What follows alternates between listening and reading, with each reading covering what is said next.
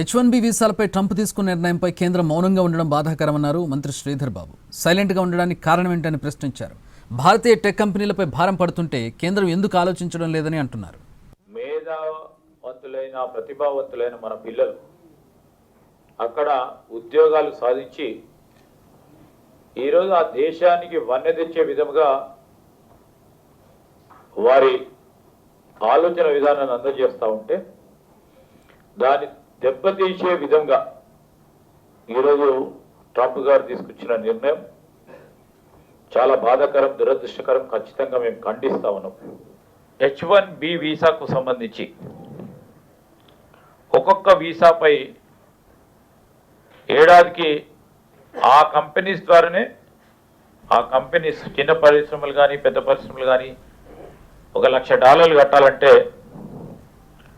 భారతీయ tech కంపెనీలపై ఎంత నష్టం వాటిల్లుతుందో ఒకసారి కేంద్ర ప్రభుత్వం ఎందుకు ఆలోచన చేస్తలేదు?